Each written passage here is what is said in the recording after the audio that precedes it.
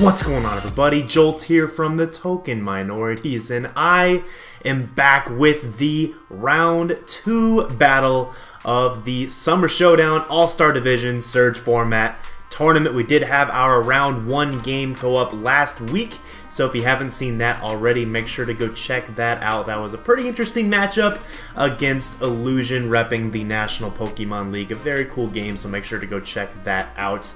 Now, just for a little bit of a reminder, maybe if this is the first battle you've seen from this Surge format series, basically what's going on here is that my draft is going to change from week to week. It's going to improve from week to week as the amount of points that I have available to spend is going to also increase from week to week to week. So you're going to see here on the draft that I'm using for this game that my draft as a whole is a little bit different than what it was last week. Last time around, I had a team that consisted of Gardevoir, Swampert, Virizion, Rotom, Ambipom, Houndoom, and then Probopass, and the last mon was Baby Fracture. That put in so much work in the round 1 matchup, and the team is going to change a little bit for this week. So now we have 2 new additions for the squad. We were given 10 extra points to be able to spend in 2 transactions, so I was able to upgrade a couple of my mons here, and the mons that I decided to pick up were Cobalion and Roserade. Cobalion because my steel type was Probopass, and obviously I didn't bring Probopass in my round 1 matchup, and it's a pretty poor steel type overall, all things considered. Yeah, it's pretty good for being 2 points, but Cobalion is just so much more, provides my team so much more, and is able to directly replace the speed tier that Virizion had on my team initially. So that's the mon that Cobalion is going to be able to easily replace on my team. The Virizion plus Probopass combination was something that Cobalion fit into so easily for my squad. I'm also able to actually make Cobalion my new Z captain on this draft, which makes it all the more of an offensive threat here moving forward. Z Cobalion's a very common set you'll see in standard play. I believe Cobalion is currently UU. It might be RU, but I don't know for sure on that. I think it's UU though.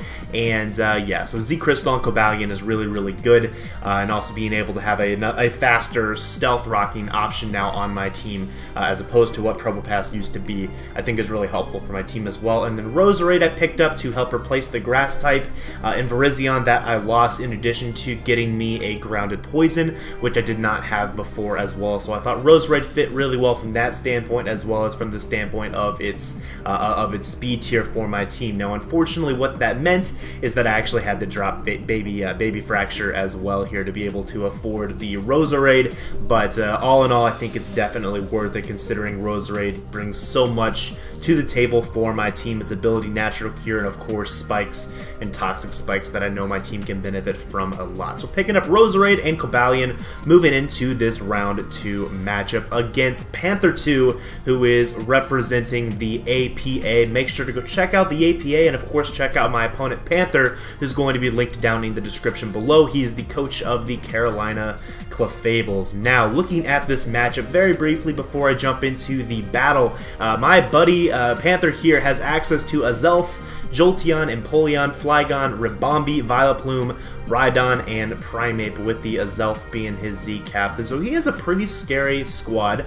The one, I guess, issue I have with his draft is that I feel like it is a very linear draft. And because of that, I think I can construct a team that is able to basically pivot around his mons relatively easily, whereas I don't really have to fear, you know, being caught off guard by some kind of crazy set that I didn't expect.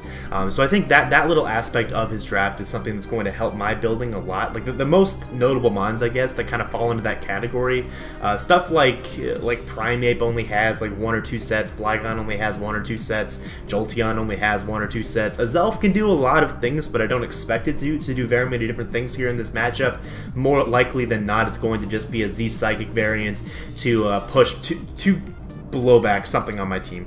That's kind of what I expect to see from the Azelf in this matchup. Flygon I kind of expect to be banded or scarfed. I think DD Flygon is an option against my team, as it does have access to Iron Tail, but with it not being a Z captain, I think DD is just a little bit less likely for him. I think he's much more likely to run something along the lines of Scarf or Band.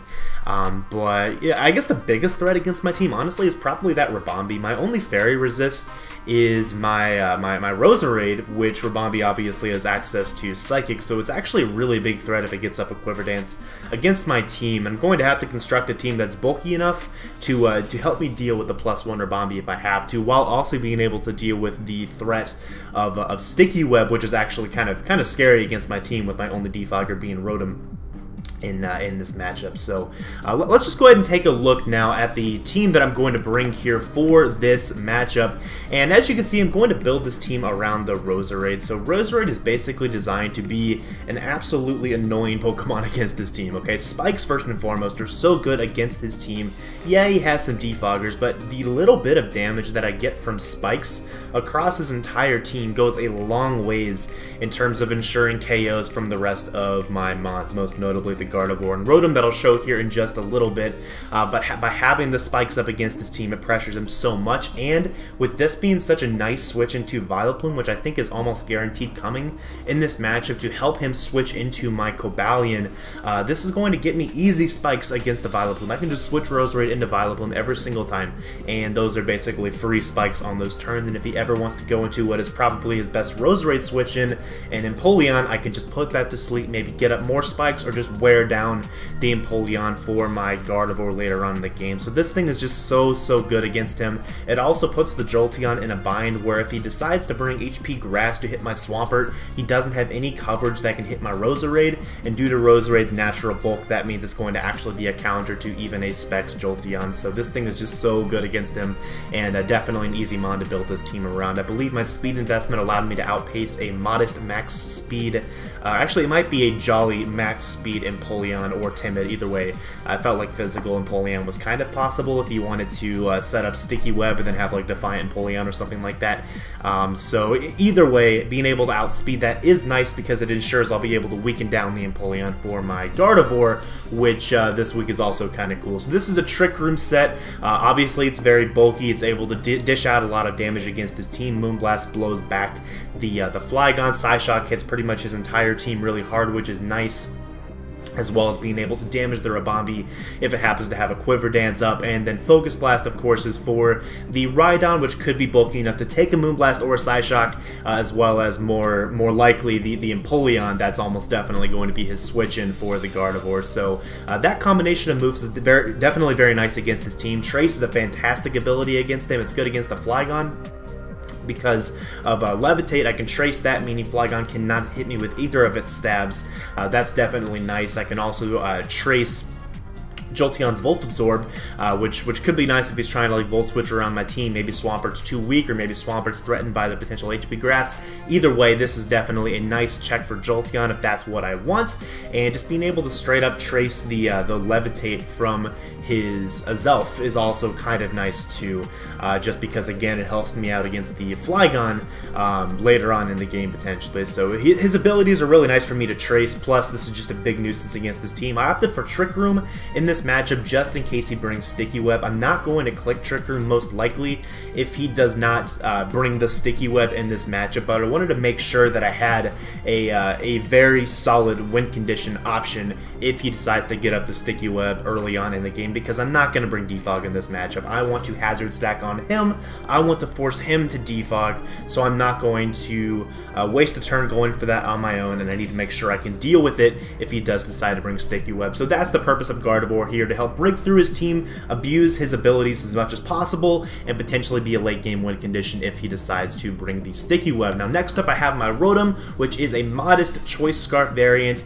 Basically only going to be clicking Shadow Ball in this matchup. He has no Ghost Resist. Pretty straightforward set on this. It's able to outspeed his entire team bar Scarfers, and yeah, just put in a lot of damage. With the Spikes up, this puts in so much work against his draft in theory. The next up is my Cobalion. This is my dedicated lead in this matchup, designed to counter lead basically anything that he wants to lead with, specifically the Rabambi or the Azelf. If he leads Rabambi, he's probably going to go for a turn 1 Quiver or a turn 1 Sticky Web. Those are the most likely options on turn 1, and if he goes for either of those two options, I'm going to be able to Iron Head him down to his Sash, and then I can, is most likely Sash, I would assume it would be Sash in that case.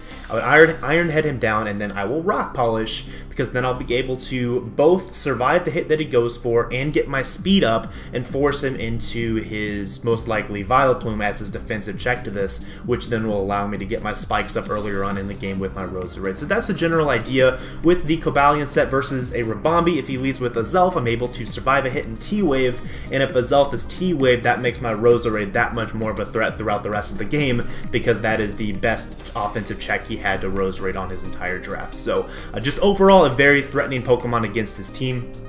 Then I have the Swampert, Rindoberry, very straightforward set.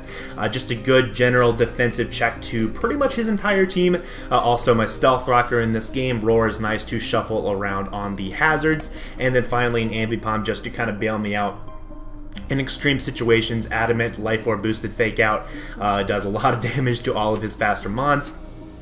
And Combination Return and Low Kick is able to hit his entire team at least neutrally. Knockoff is nice for a variety of items on his team. So that is the team that we are bringing here for this game against Panther and his Carolina Clefables. So we can go ahead and jump right on into the match here. And as you can see, my opponent decided to bring the Azelf, Rhydon, Jolteon, Vileplume, Flygon, and the Empoleon, which isn't quite the team I expected. Most notably, there's no Ribombee on his team, which was really surprising to me, honestly. I thought he really should have brought Ribombee in the matchup just because it was able to pressure me a lot in the late game if he were to kind of preserve it in the back, since I'd always have to keep at least one mon outside of range of a +1 Moonblast. So that I thought was kind of interesting, plus the Sticky Web option was just so threatening against my team that, you know, I thought for sure he'd want to bring it, but, you know, that actually makes my job a lot easier in this matchup. I don't have to be quite as concerned about preserving the health on some of my mons because of not having that threat of Ribombee in the back. Now, probably the biggest threat that I have to, you know, be cognizant of my mons' HP stats is going to be that Empoleon, because if it is an agility, like a Pataya Empoleon set, that could be something that's very threatening against my team, and also like a Dragon Dance Flygon, I guess, but I really don't think that's going to be the set. Regardless, like I've said before, I am going to lead off with the Cobalion because it should counter lead anything on his team, and we can go ahead and jump right on into this and see what he decides to lead off with. I really expect that to be the Azelf that he leads off with, as it's a good Stealth Rocker against my team and also can apply a lot of offensive pressure right away, and that's exactly what he leads off with here, as I'm going to lead off with War Machine, the Cobalion, Return of the Avengers nicknames. And I'm going to go straight for the T-Wave here on turn 1. That was always going to be the plan. If he goes for a Taunt with his Azelf, more power to him. He's going to be able to stop my Thunder Wave, but then I'll be able to respond accordingly to the Azelf. I do have a Gardevoir that switches in very well to Azelf if I need it to, so I wasn't really too concerned about that. He just goes for a Psychic. I take it relatively well, get the Thunder Wave off on the Azelf. Now I have about a 50-50 shot of getting the Paraflinch on the Azelf. Unfortunately, I don't get it here, and my Cobalion will go down to the second Psychic, but it has done its job. It has broken a potential Sash on the Azelf.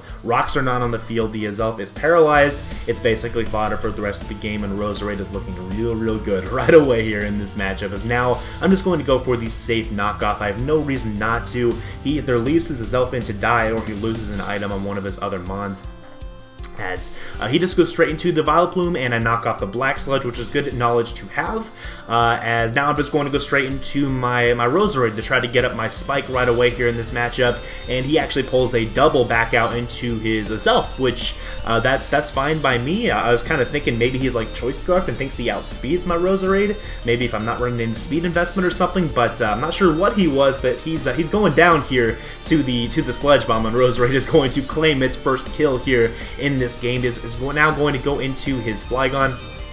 If he's not Choice Banded, I'm actually guaranteed to take any hit from this Flygon, but I'm still going to go ahead and make the safe play and go into my Gardevoir here, as I am going to trace the Levitate. The only thing he can possibly hit me with is an Iron Tail, and I guaranteed survive that again unless he is Choice Banded. And I didn't really think he'd go for it on that particular turn, as he just goes for the U-turn, revealing he is both not Choice Banded, and a Jolly Nature on his Flygon based upon that damage calc. So that's something I can keep in mind later in the game. That kind of implies that he is a Choice Scarf variant, as I'm going to go just go for the Focus Blast now as he went into his Empoleon. There's no one move he can go for that can knock me out, and I really want to scout the damage from this Focus Blast and just see what the what this Empoleon is all about here, because if it is more of an agility variant, I really need that damage off against it to be able to beat it in this scenario. I don't want him to just get up a free agility against me, you know. So I do just go for the Focus Blast as he goes for a Scald. It does negligible damage to my Gardevoir,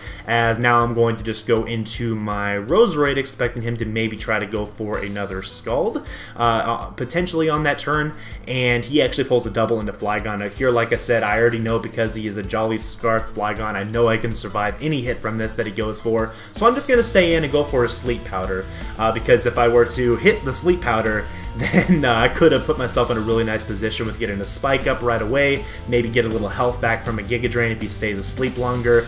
So there were a lot of options there if I would have been able to put the thing to sleep, but you know, unfortunately didn't work out in that scenario. As now I'm going to pull a switch into my Gardevoir. On the potential Earthquake, I'd be immune to it, and I'd be able to get guaranteed health back from my leftovers.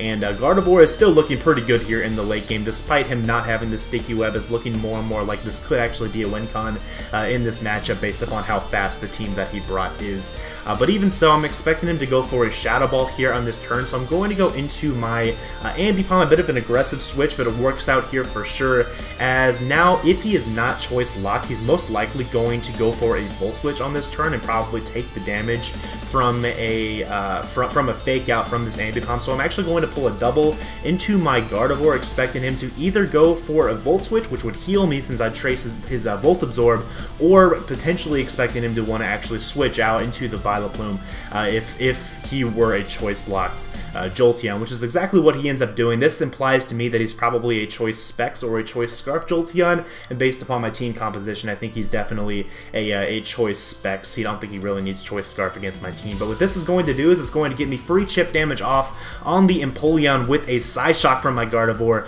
putting it into range of a roll from a Focus Blast, and I have no reason not to click it. He has not shown me anything that leads me to be even the least bit scared of this Empoleon. It doesn't even learn Iron Head, which would be the one move that probably would scare me. It would only be like Steel Wing or something that might scare me, and I don't think that would even kill. So even so, we are able to probably catch the roll and knock out the Empoleon, which makes this game wide open for Gardevoir here in the late game. As he goes into his Jolteon, I'm just going to pull the switch into my Roserade, expecting him to expect me to go into my Swampert. Yes, I did predict this, and it actually worked out really well here on this turn as he goes for the HP Grass. I thought there was a slight chance he might go for a Shadow Ball, and even if he did, my Roserade had enough bulk to almost guaranteed survive the Shadow Ball as well, I believe. I don't exactly know his set, if he's like Modest Specs or something, maybe not, but based upon the damage from the HP Grass and whatnot, I think I would have been able to survive a Shadow Ball even if he went for it on that turn. But fortunately, I'm able to get my Roserade in against the Jolteon and get up my layer of spikes on the incoming Vileplume, and now I'm going to be able to fire off a nice and powerful Sludge Bomb against this thing, weaken it down. As he just goes for a hidden power, probably fire would be my best guess to allow him to hit my Cobalion as well. And I'm going to be able to 2-hit KO the Vileplume with the Roserade. So Roserade put in so much work here in this game, claiming 2 kills already at this point. As now he's going to decide to go into his Flygon to kind of force me out here. And I might as well save my Roserade for the late game. He still has a Rhydon in the back. And kind of based upon how he's playing the Rhydon, I kind of think it's a Double Dance variant. He's kind of holding it in the back, and he hasn't like brought it out to try to get Stealth Rock up or something. So I'm trying to play to my outs basically against the potential Double Dance Rhydon in the back. I do have the Swampert, which kind of walls it as well, so I have some options here. But he's just going to go for a U-turn as I go into my Swampert, which was still very healthy and actually is able to counter the rest of his team right now. So Swampert's looking real good as he's going to go into his Jolteon. He's kind of forced to go for an HP Grass, so I'm going to go into my Ambipom on that turn because I know he's not going to go for an electric move, and if he goes for HP Grass or Shadow Ball, Ambipom can shoot either of them and start to do a little more damage to his team here. Basically force in the Rhydon on my Fake Out, get a little chip damage off, but more importantly, importantly, I'm going to be able to get rid of its Violite, and it'll allow me to potentially scout if this thing is going to be a setup variant, and if that's the case, then I'll be able to get Swampert in right away to deal with it on the next turn. I don't need Ambipom to win this game at this point. I just needed Ambipom to knock off a couple items, basically, so that the rest of my mons could do their job here. And the spikes, of course, are going to help wear these Pokemon down into range of my Revenge Killers. As now I'm going to go into my Roserade. Because I outspeed this, and because Rhydon is quad weak to Giga Drain, I'm going to be able to get a bunch of health back here on something, and that something it happens to end up being the Jolteon. And as you can see here, courtesy of that spike, the Jolteon is going to be in easy 2-hit KO range from the Giga Drain. I'm not sure if it would have been in 2-hit KO range without the spike up, but it's obviously in a 2-hit KO now with that spike up, and Roserade just got a ton of health back. You can see now the Shadow Ball damage that we might have taken earlier on in the game, and I actually would have barely survived if that was the same roll that happened earlier on. So I think most likely Roserade would have been able to live that hit earlier on as well. But, you know, in this case, we're able to knock out the Jolteon, and now I believe Panther is down to only 2 mons on his team. He's got the Rhydon, and he has the Flygon, which has come in now. I probably can take I can take a U-turn if he wants to go for it. I think he's kind of forced to go for an Earthquake on this turn, honestly. Earthquake, or like one of his stabs is what I was thinking. One of his stabs. If he goes for an Outrage, I just get to go into my Gardevoir, I get the Trick Room up and win right away. If he goes for an Earthquake as I go into my Rotom, I'm going to get a kill with my Rotom, which is kind of cool, as I really wanted Rotom to be able to get a kill at this point.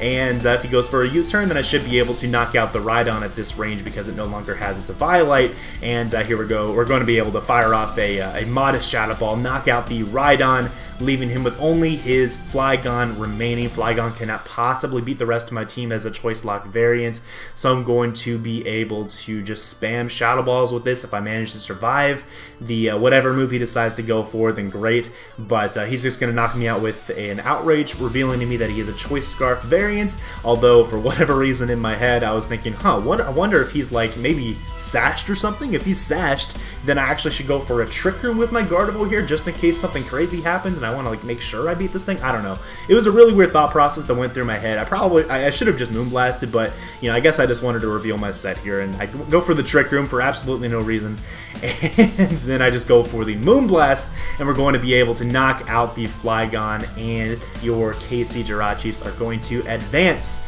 into the next round of this tournament. So very good game to Panther. It was a fun match for sure. I think I had a little bit of a matchup advantage in this game. I felt like I had the right pivots to be able to switch into a lot of his mons. And, you know, I kind of alluded to that a little bit earlier on when I was talking about the team matchup, that I felt like his team just in general was kind of linear in how he was actually able to build with it. And I think like I was able to abuse that pretty well with my team build. But, you know, that kind of ended up making this a really tough matchup for him, I think, to really prep for, without having the versatility in the team to be able to counter prep what I was doing. So and it was a good match for sure, and yeah, happy the team worked out well for me. But again, make sure to go check out my opponent's channel. Make sure to check out his side of the battle as well. I hope that'll be up on his channel soon, or that'll be linked down below. Once again, at least the link to his channel will be. But next week we have a game against King L5, and I actually recently played him in one of the tournaments. I don't think I actually uploaded that game now that I'm thinking about it. You guys never even saw that. I played King L5 in a like off-season tournament that didn't actually end up finishing, unfortunately. But I guess now you'll get to see a match against him next week. So that'll be pretty cool. He's a really solid player. I'm sure a lot of you are familiar with him, but I'm also sure a lot of you aren't familiar with him. So I'll just say it's definitely a matchup you should be looking forward to. A pretty evenly matched, so it should be a good one. But thanks for watching, guys, and I will see you all next week. Peace.